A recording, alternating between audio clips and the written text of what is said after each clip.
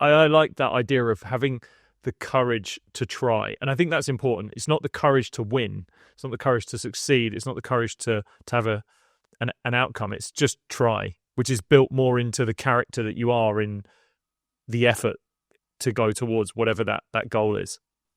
Yeah, because what is stopping us is normally a combination of three things: fear of failure, fear of letting people down, fear of what other people might think, and it stops us so much, and being like really aware of all this stuff, I can start seeing now where I'm holding myself back, and I use just like a very simple exercise. So I'll give you an example. About a couple of months ago, I had to go and talk in front of a group. It was a Q&A, something I'd kind of never done before, and it was how to navigate, how businesses navigate through ever increasing change and pressure and stress. And I got to the car park. They told me to get there half an hour early. Got to the car park, and I was sitting there, and I was like, man, it's gonna. I rationalized to sit in my car and not go in because it meant that I'd have to go in there. I wouldn't know anyone, would be a bit uncomfortable, and I was totally okay with that. I just rationalized in my head, I'll just wait here and I'll go in with 10 minutes to go. In that moment, I caught myself. 5, 4, 3, 2, 1, take action. And that means I have to physically move. So I open the door, I get out, and I walk in there. And when I walk in there, I have the posture right. I had my breathing right. I have my self-taught right. And it was the best half an hour. People come up and talked, and it set the whole thing up. But it would have been easy for me to stay in the car.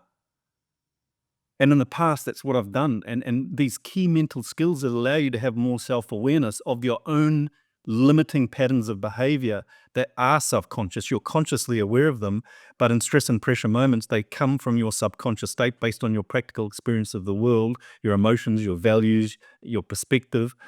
Identifying those subconscious patterns and then changing them is change. And it's a beautiful thing. As human beings, we have the ability to do that. We do an exercise called mindset things, where you identify the weakness and then you create a mindset theme around it. So one of my weaknesses for forever was anger. And I know now that anger was like a form of anxiety. It was like I'd been through stuff that I didn't have the skills to deal with, so I just bottled it up. It came out as anger, and I used to think it was a strength. It got to a point in my 30s where I was like, man, this is a real weakness. So identify the weakness. My mindset is I remain calm and in control no matter what. That has changed my life. And you think about all the systems and protocols you have for business and household or a sporting team. Do each of these individuals, or do you have a system and protocol for the most important thing you have, your mindset? The rules and regulations you live by that dictate the way you respond to things. And this is just a beautiful exercise where it allows you to identify these subconscious, self-limiting patterns of behavior that are holding you back, come up with a mindset thing around it, rote learn the mindset thing, and that pattern ends up becoming subconscious. And so when you go into stress and pressure environments, that is the pattern that is coming out. Does that theme that you create have to be something that you've experienced and you kind of know to be true, or could it be aspirational, something you want to strive to be, but you haven't yet done? It's a combination of both. It has to be a combination of both, right? It has to be identify the pattern that you want to change, or what is the pattern that you want to exhibit. And there's normally some crossover there, but yeah, it's both. Like I have mindsets around, what I want my mindset to be, and it's not that I've identified a pattern of behavior. It's just that this is what I want my mindset to be. For the longest time, man, I was in the bottom class at school, and I never tried. When I left school, I never tried. I never took on jobs that would really challenge me. I always did things that, because in the background, I was like, well, I'm not academic, I'm not smart. I never went to uni after school. Not until I was 29 did I go back to uni, and I put so much pressure on myself because of that fear of failure, because I'd failed at school. And I identified this as a real pattern that was holding me back in so many facets of life. So I created a mindset theme around that. My mindset is that my mind works in unique ways, and it's up to me to harness that in a way that, in my intelligence, in a way that works for me. And,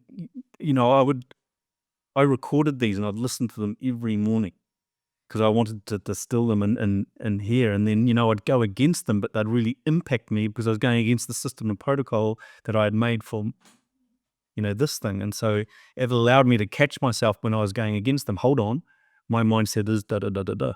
I think that this exercise is like life-changing for people. It's an exercise we bring into, like, with all of the people that I work with, and into this calm under pressure workshop, and then we get people to share. So we get in a circle at the start of the day, in nature, because it strips away all the noise, gets better mental clarity, and people, there's something about when you're in nature, people just share, man. They're just like, you get into a circle up in the bush and people are just like boom, boom, boom, and it's a exercise where we go around, talk about one of your weaknesses.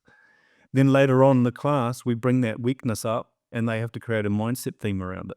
Right now, you got to go and train that new mindset, and it's not going to be easy because, even if these patterns are perceived, or they're negative, they're holding us back, it is still like linked to our identity in some way. And the idea of changing that, some of them are like safety barriers, right?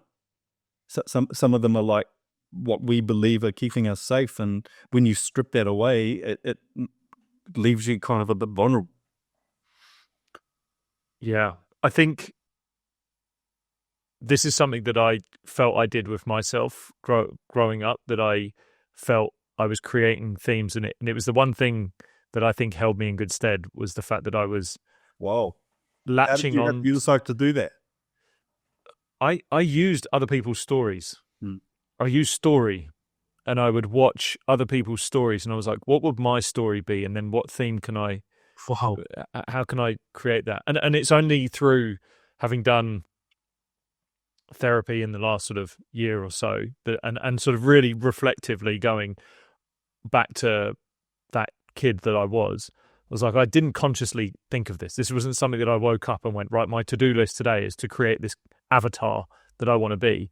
It was just like, no, those are types of people that I want to be like, and these are the types of people that I think are role models in the world, and I want to follow that, and I want to, that's going to make decisions really easy for me moving forward, because if I can follow the path of being the role model that I want to be, when I'm met with a decision and it's, do I go to this party and take drugs and drink, or do I and have a great time with my friends, or do I go and do this thing that is gonna maybe throw those friendships away, but also this is towards the goal that I want and how the person I want to be. Okay, that's the road I'm going to take. And I think right now some people are lost and maybe lack this confidence, because it's not about competency, but their confidence might be because they don't really know who they are. They don't understand these mindsets that they could have and the theme that they can put around it. And what we're talking about here of taking action and doing something about anything, right? Just having the courage to try and build that confidence starts to build the proof, even if it's one step at a time, that you are the person that you say you are and that you want to be. And just a small amount of proof will build your confidence in that character that you are. And then from there, you can start building those themes of who you are, and more around it, and your negative outcome, the negative situations of your life, and what themes are created there.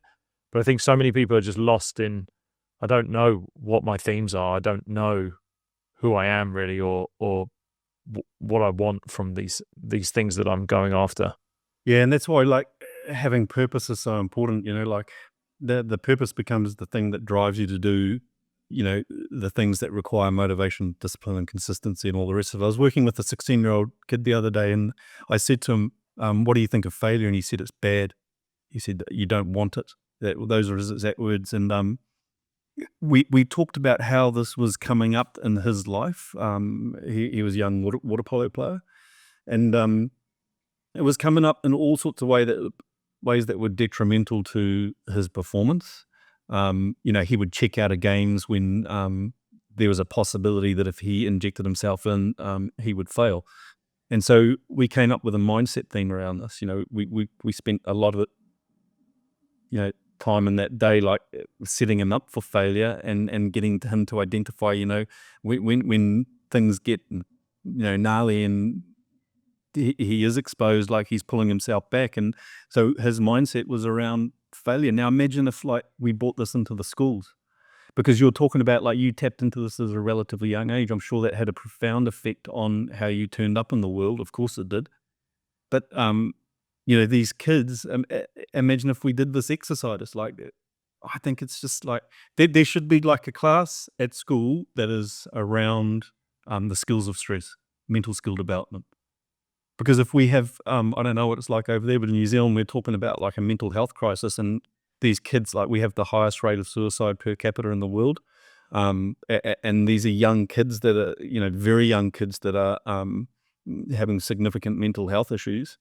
And so if it's the biggest problem, then it should be, I believe it should be like, and I'm sure that the schools are teaching this stuff, but on a deeper level, the stuff that we're talking about, and using the athletes as like a bit of a, I think the athletes have all these beautiful things that could ripple down into, these kids in general population. And the theme is, what happens when you lose? You get back up and you have to go back. You've got to go back into the fire, and that's so uncomfortable, especially as an athlete when you've got people talking and people downing you, and but you got to do it, and it's that repeat exposure over time that creates the competence and the confidence. If you enjoyed that episode with Dave and you want to enjoy even more episodes of the podcast, then we've put together a playlist where you can get started right away. All you got to do is click right here.